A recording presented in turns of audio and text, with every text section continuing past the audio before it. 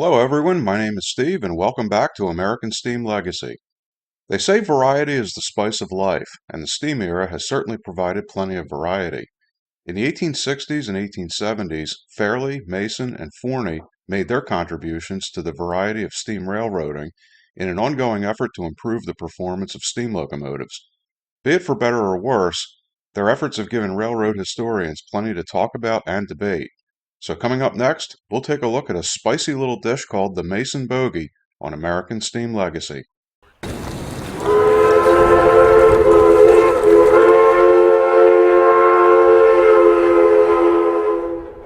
By 1870, the Mason Machine Works of Taunton, Massachusetts, had already established itself in the locomotive industry. The company, founded by William Mason in 1845, focused primarily on the manufacture of machinery for the textile industry. In 1853, Mason turned out his first steam locomotive, a 3-foot gauge 440 American type named James Guthrie for the Jeffersonville and Indiana Railroad. For the next 20 years, the American type would be the mainstay of Mason's offerings, with a few 10-wheelers, moguls, and switchers sprinkled in here and there. By the late 1860s, Mason found himself thinking along the same lines as Matthias Forney and Scottish engineer Robert Francis Fairley. Both Fairley and Forney believed the weight carried on the non-powered wheels could be put to better use as adhesive weight on the drive wheels.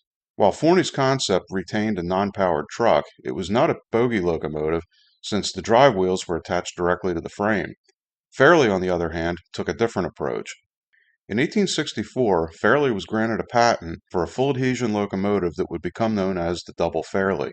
Influenced by the work of Archibald Sturrock, locomotive superintendent of the Great Northern Railway, Fairley made the engine's self-contained units, or bogies, that could swivel beneath the frame. The concept included 2 boilers mounted back-to-back with a firebox in the center. Since this was a full adhesion locomotive, it could develop greater tractive effort than a locomotive of the same weight. The swiveling bogies allowed it to negotiate sharp curves, and since it was a bidirectional locomotive, it didn't require turning facilities. By the late 1860s, Mason had become aware of Fairley's work and saw it as an opportunity to overcome another shortcoming of conventional locomotive design, specifically the firebox. Since locomotives of the period had the firebox located between the drive wheels, the space available between the drivers restricted the width of the firebox. Fairley's design allowed the firebox to be moved completely behind the drive wheels, allowing for a much deeper and wider firebox.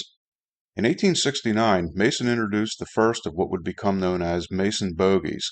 Heavily influenced by Fairley, and having the benefit of lessons learned from the first double Fairleys of the mid-1860s, Mason turned out a double-ended locomotive named Janus, after the Roman god of beginnings and endings, entrances and exits, and so on. Mason's Janus had a double firebox, providing heat to what appears to be a double boiler. To a degree, it's a single boiler, since its design allows heat to circulate throughout the entire system. The unusual boiler and firebox arrangement rode on 2 6-coupled engines that were free to pivot beneath the locomotive. The result was a rather large locomotive for the time period. Riding on 42-inch drivers, Janus weighed 108,000 pounds and developed 30,600 pounds of tractive effort. There was also enough space to accommodate 3,000 gallons of water and 2.5 tons of coal. Mason constructed Janus with the intent of selling it to the Central Pacific Railroad. Janus was built to American standard gauge of 4 feet 8.5 inches, since the Central Pacific and Union Pacific had built the Transcontinental Railroad to that gauge. When the Central Pacific rejected the locomotive, Mason was left to find another buyer. Janus would spend the better part of the next 2 years undergoing trials on a number of eastern railroads. But all this barnstorming didn't result in any buyers. Finally, in 1871, the Lehigh Valley Railroad purchased Janus and put her to work as a helper. Railway journalist Angus Sinclair noted that Janus performed well as a helper and was well liked by engine crews. However, the Lehigh Valley Railroad General Superintendent wasn't impressed. He stated that Janus developed 27,000 pounds of tractive effort, while the road's 8-coupled consolidations could produce 23,000 pounds.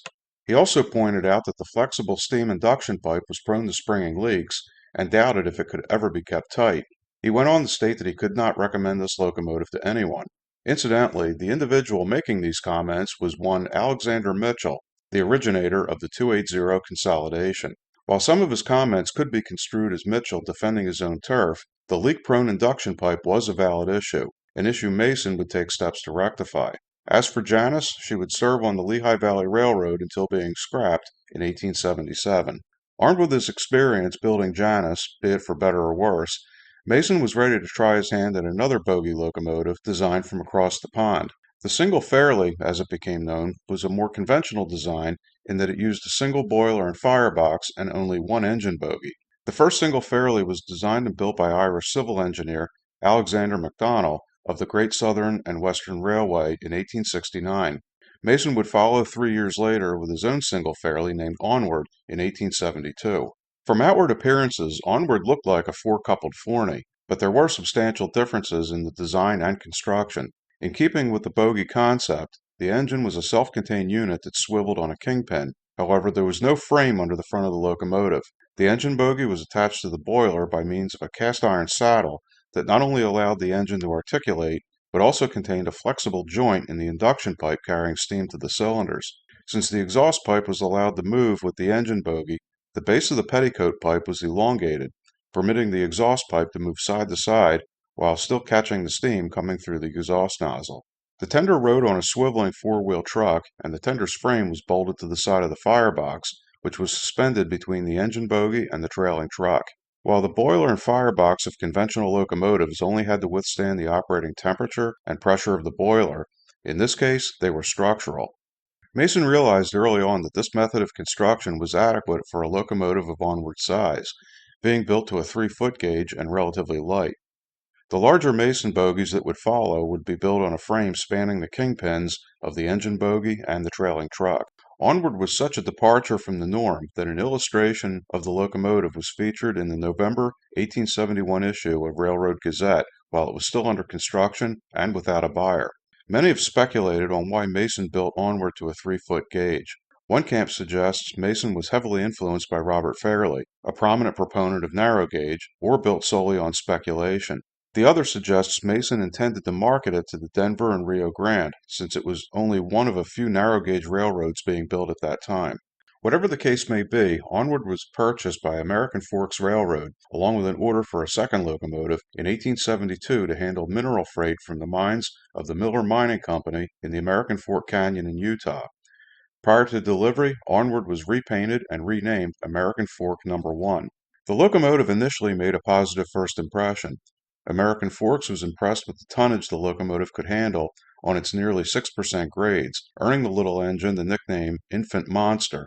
But after 2 months in service, problems began to appear, and Mason's second born quickly went from being a darling to a white elephant. A burst exhaust pipe was the first issue, and it even caught the attention of the local newspaper Deseret Evening News. Broken castings and the ever-leaking induction pipe swivel joint led to the order for the second locomotive being canceled, and American Fork No. 1 being removed from service and sold by the end of 1873. The locomotive would change hands 3 more times over the next 12 years, and the Mason-built machine's history would become even more murky as time went on. From 1874 to 1879, Onward, or American Fork No. 1, would serve on the Eureka and Palisade Railroad under the name of Eureka No. 1. But in 1875, a Baldwin-built 440 by the same name would arrive, resulting in Eureka No. 1 and the Baldwin-built American type being renamed. It's unclear if the Mason locomotive regained its original name, or was the name given to the Baldwin American type. In 1879, the Nevada Central Railroad became the new home for Onward. Immediately, another name change was in order. It was officially named Austin, but Nevada Central Railroad men unofficially referred to it as the Dinky. It wasn't long before the Mason-built machine revealed its true personality to its new owners. By 1880, it was reported that the boiler leaked so badly when cold that the locomotive had to be kept under steam day and night. The following year, a steam chest shattered. Shopmen said that when the pieces were laid out on the floor, it looked like a Chinese puzzle. It may be hard to believe, but the steam chest was banded and riveted back together and reinstalled on the engine. In December of 1882, Austin, or the Dinky, was shipped east for use on the Utah and Northern Railroad. After arriving on the Utah and Northern, what happened to Onward has become a controversial topic. The former Austin was given a new road number, 296, and appears on an 1885 locomotive roster as a Mason-built 042T, and it wasn't just the wheel arrangement that changed. Cylinder diameter and boiler dimensions were also different. All of this suggests that Onward wasn't simply rebuilt, but radically rebuilt since Mason never built a locomotive with this wheel arrangement. Some have argued that this isn't even the same locomotive. The Utah and Northern wasn't the only narrow gauge railroad controlled by the Union Pacific, and it wasn't the only Union Pacific narrow gauge railroad to operate Mason-built equipment. Whatever the case may be, if this was in fact Onward, and given its problem-prone history, a rebuild certainly makes sense. The prevailing thought is that the locomotive was rigidized to eliminate the swivel joint in the steam induction pipe. This would also explain the boiler being changed out for one of a more conventional design that doesn't leak.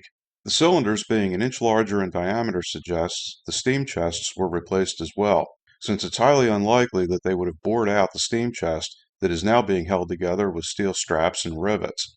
The reason for the trailing truck going from a swiveling two-axle truck to a rigid single axle are less clear. As for how the locomotive was used in this configuration, most sources suggest that it would have performed well as a yard switcher.